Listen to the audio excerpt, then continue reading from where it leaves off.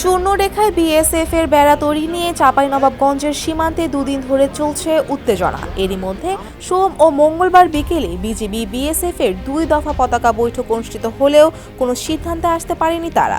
বর্তমানে সতর্ক অবস্থানে রয়েছে উভয় বাহিনী।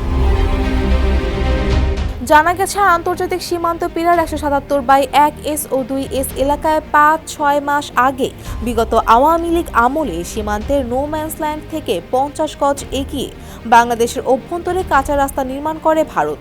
সেই রাস্তায় কাঁটাতারের বেড়া নির্মাণে বিজিবি বাধা দেয়ায় উত্তেজনা তৈরি হয় দুপক্ষে।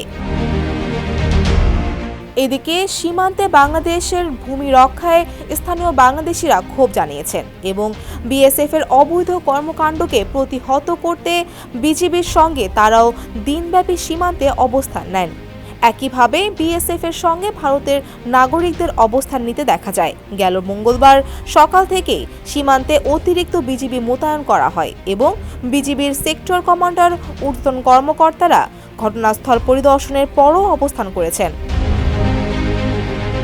59 বিজিবির অধিনায়ক লেফটেন্যান্ট কর্নেল গোলাম কিবরিয়া জানান, সোমবার সকালে ভারতের মালদা জেলার কালিয়াচক থানার শব্দলপুর বিএসএফ ক্যাম্পের সদস্যরা সীমান্ত ঘেঁষে কাটা তারের বেড়া নির্মাণের কাজ শুরু করলে বিজিবির পক্ষ থেকে বাধা দেয়া হয়।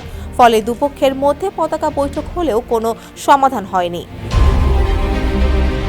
তবে মঙ্গলবার আবারও বিএসএফ এর অবৈধ রাস্তার পাশে বাংলাদেশের অভ্যন্তরে কাঁটাতারের বেড়া নির্মাণের চেষ্টা করলে বাধা দেয়া হয়। এতে বৃদ্ধি পায় উত্তেজনা। পরিস্থিতি এখন শান্ত থাকলেও উভয় বাহিনী রয়েছে সতর্ক অবস্থানে। শিয়া বাটার ও ভিটামিন ই সমৃদ্ধ lily glam beauty soap. Lily, always beautiful.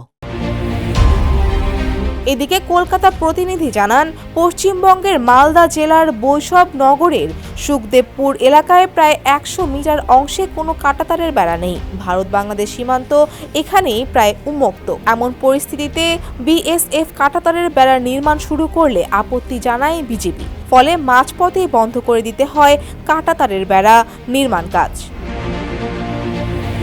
Fouzia Fariha, desk report, সমকাল।